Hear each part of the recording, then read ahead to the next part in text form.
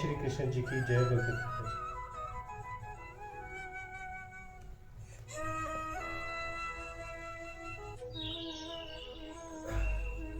संबंध। अब भगवान अर्जुन से प्रश्न का उत्तर देते हैं।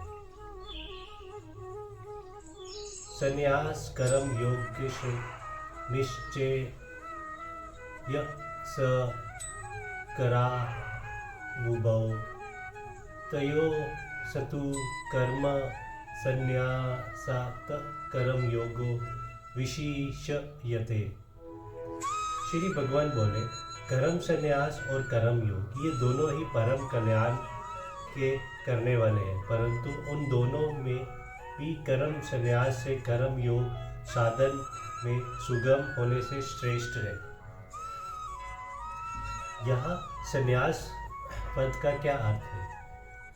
सम उपसर्ग का अर्थ है सम्यक प्रकार से और न्यास का अर्थ है त्याग। ऐसे पूर्ण त्याग ही संन्यास है।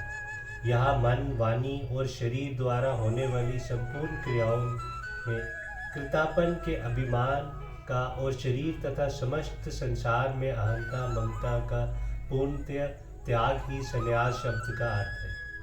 गीता में संन्यास और सन्यासी शब्दों का प्रसंग अनुसार विभिन्न अर्थों में प्रयोग हुआ है। कहीं कर्मों के भगवत्पन करने को संन्यास कहा है, तो कहीं कर्म योग के त्याग को, कहीं मन से कर्मों के त्याग को, तो कहीं कर्म योग को, कहीं कर्मों के स्वरूप त्याग को, तो कहीं सांख्य योग अर्थात ज्ञानी निष्ठा को संन्यास कहा है। इस प्रकार कहीं कर्म योगी को सन्यासी और संन्यास योग युक्ता तमा कहा गया है। इससे ये सिद्ध होता है कि गीता में संन्यास शब्द सभी जगह एक ही अर्थ में व्यवहृत नहीं हुआ है। प्रकरण के अनुसार उसके पृथक अर्थ होते हैं। यहाँ सांख्य योग और कर्म योग का तुलनात्मक विवेचन है। भगवान ने चौथे और पांचवें श्लोक में संन्यास को ही सांख्या कहकर भलीभांति स्पष्टीकरण भी कर दिया है।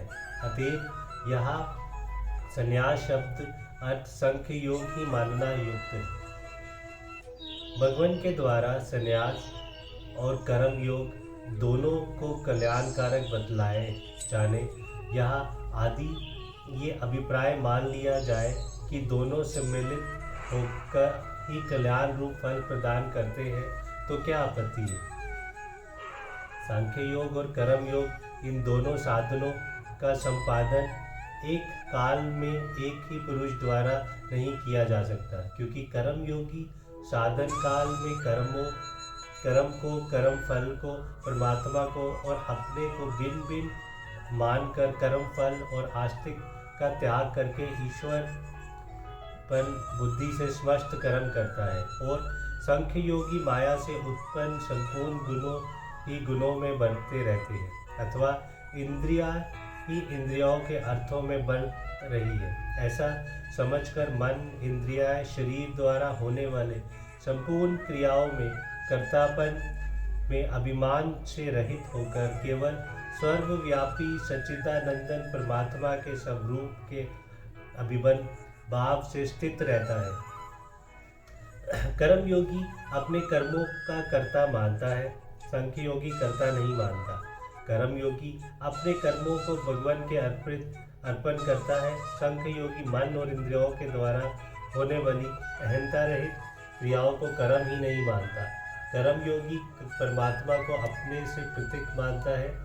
सांख्य योगी सदा अभेद मानता है। कर्म योगी प्रकृति और प्रकृति के पदार्थ की सत्ता स्वीकार करता है। सांख्य योगी एक ब्रह्म के सिवा किसी की भी सत्ता नहीं मानता। कर्म योगी कर्म फल और कर्म की सत्ता मानता है। सांख्य योगी ना तो ब्रह्म से भिन्न कर्म और उनके फल की सत्ता ही मानता है और ना उनसे अपने कोई संबंध ही समझता है। इस प्रकार दोनों की साधना प्रणाली और मान्यता से पूर्व की भांति महान अंतर है ऐसी अवस्था में दोनों निष्ठाओं का साधन एक पुरुष एक काल में नहीं कर सकता। इसके अतिरिक्त यदि दोनों साधन मिलकर ही कल्याण कारक होते तो ना तो अर्जुन ये पूछने ही बनता कि इनमें से जो सुनिश्चित कल्याण कारक साधन है वही मुझे बतलाइए, और ना भगवान ये उत्तर देने ही मान बनता कि कर्म संन्यासी की अपेक्षा कर्म योग श्रेष्ठ है, और जो स्थान संख्य योगी को मिलता है वही कर्म योगी को भी मिलता है। अतएव यही मानना उचित है कि दोनों निष्ठाएं स्वतंत्र है, यद्यपि दोनों का एक ही फल यथार्थ तत्व ज्ञान द्वारा परम कल्याण स्वरूप परमेश्वर को प्राप्त कर लेना है। तथापि अधिकार भेद से साधन में सुगम होने के कारण अर्जुन के लिए सांख्य योग की अपेक्षा कर्म योग ही श्रेष्ठ है। जब संन्यास, ज्ञान योग और कर्म योग दोनों ही अलग अलग स्वतंत्र रूप से परम कल्याण करने वाले हैं, तो फिर भगवान यहाँ सांख्य योग की अपेक्षा कर्म योग को श्रेष्ठ क्यों बतलाया? कर्म योगी कर्म करते हुए भी सदा सन्यासी ही है। वह सुखपूर्वक अन्यास ही संसार बंधन से छूट जाता है, उसे शीघ्र ही परमात्मा की प्राप्ति होती है। प्रत्येक अवस्था में भगवान उसकी रक्षा करते हैं। कर्म योग को थोड़ा सा भी साधन जन्म मरण रूप महान भय से उद्धार कर देता है, किंतु ज्ञान योग का साधन केल युक्त है। पहले कर्म योग का साधन किए बिना उसका होना भी कठिन है। इन्हीं सब कारण से ज्ञान योग की अपेक्षा कर्म योग को श्रेष्ठ बतलाया है। जय श्री कृष्ण जी की जय।